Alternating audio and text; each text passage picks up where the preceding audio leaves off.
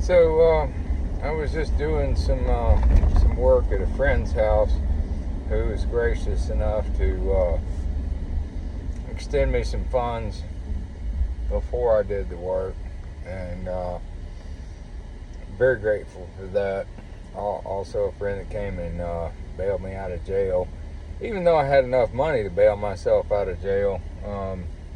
Oddly enough, you cannot use your own money to bond yourself out of jail, even though it's your money, and that baffles me. You could be a millionaire and have all the funds in the world, but you still have to have somebody else come and bail you out of jail if you get locked up for whatever reason. And believe it or not, it's a lot harder than you think to get out of jail, and a lot easier than you think to get in jail.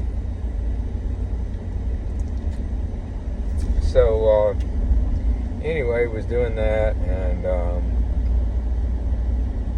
spilled some water and stuff, and I make it a point to clean up after myself when I'm doing work, for people and what have you.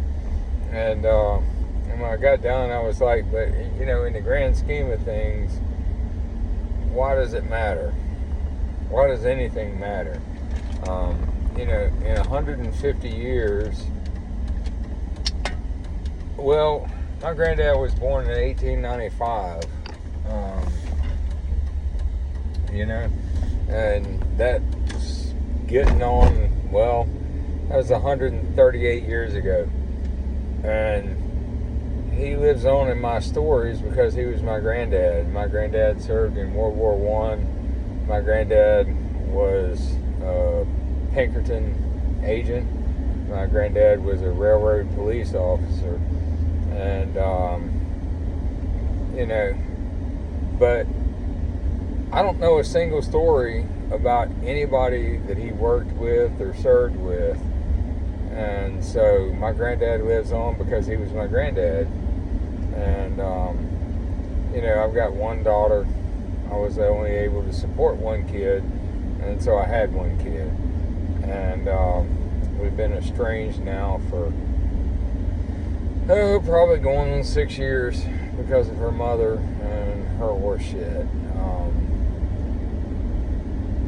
So, anybody, I guess, could say anything they want, about me or what I do or who I am, and statistically speaking, 20 years it won't make any difference because I'll be dead. And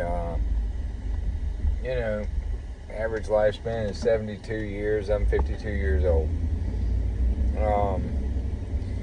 But anyway, and just statistically speaking, because, hell, I could get hit by a bus right now, and honestly, if a bus was coming at me while I was crossing the street, don't know how fast I would move to get out from in front of it. But that aside, so the point being, don't sweat the small shit. I tried to tell this to my ex-wife, you were late. Well, I came to get you, right? What fucking difference does it make if I was late?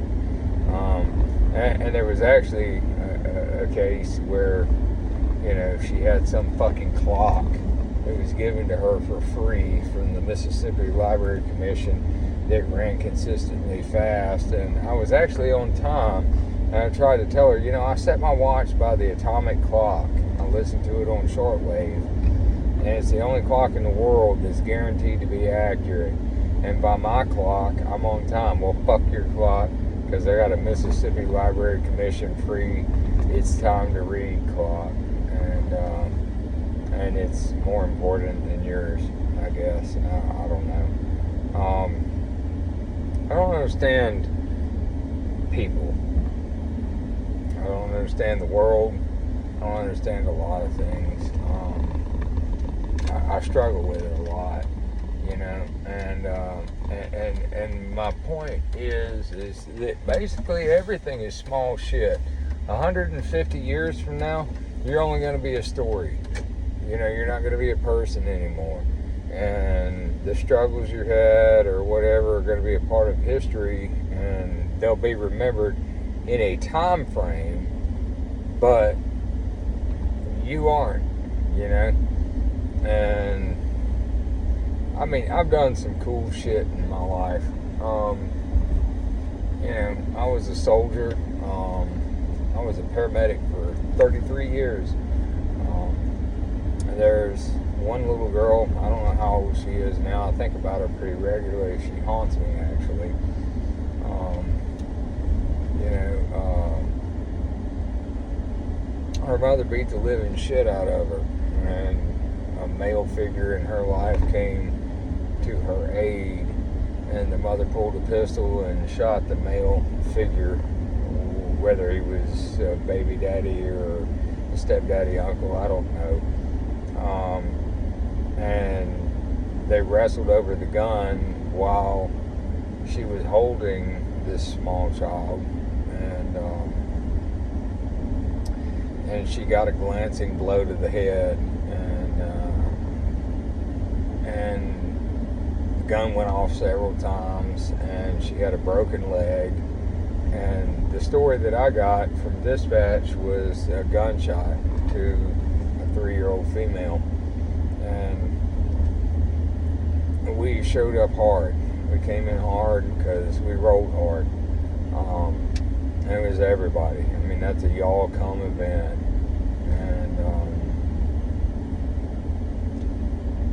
And another medic was like, I can't find a gunshot wound. And I'm sort of kind of an expert in gunshot wounds. I did 2 in Iraq and 3 in Afghanistan. And so I know gunshot wounds. I've treated more gunshot wounds than most medics have probably treated patients. And I cut this girl naked, practically, looking for a gunshot wound. And I found a broken leg. That is a potentially fatal injury. A broken femur, you can bleed to death from it. A broken femur can sever the femoral artery. It's a very serious injury. And I don't even know how, because like shit just did not work this way for us where I was at. But a helicopter was available, and both crews were available out of the station I worked at. And from dispatch to liftoff was under 14 minutes. That's unheard of. It really is. And got her to definitive care. The fucked up part is I walked up and I greeted her the same way that I greet all of my patients. Is like, hey, my name's Wesley, I'm a medic. What's going on today? What happened? And she looked up at me and she said the most fucked up thing anybody's ever said to me in my life. And she said, my mama shot me. That is the greatest betrayal of the truest love.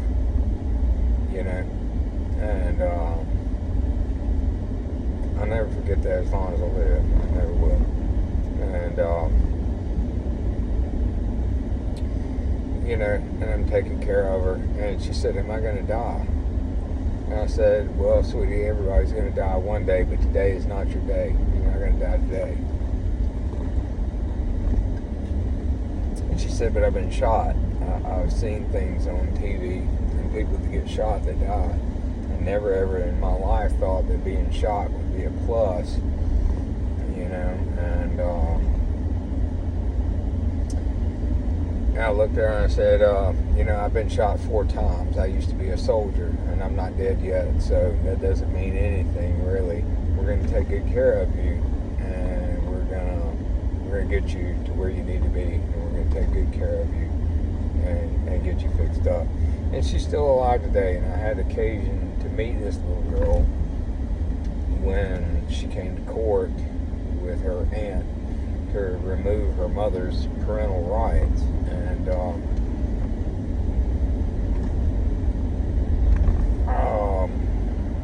I had occasion to speak with the deputies that were there that day, and one of them told me specifically, he said, I wasn't hanging out there hovering over your shoulder to keep them off of you. I was hanging out there to keep you off of them, because I saw murder in your eyes. I saw your eyes go red, and I saw the hurt.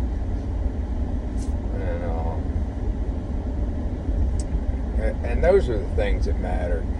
You know, being late doesn't mean shit. You know, breaking something doesn't mean shit. Losing something doesn't mean shit. I don't give a fuck how much money it is. You lost it, you lost it. It's just the way it is. Just consider it a blessing for whoever found it. Hold on. So, you know, take it easy on yourself. Take it easy on people around you. Don't sweat the small stuff, and in the grand scheme of things, really, it's all fucking small stuff. Love y'all. Have a good one.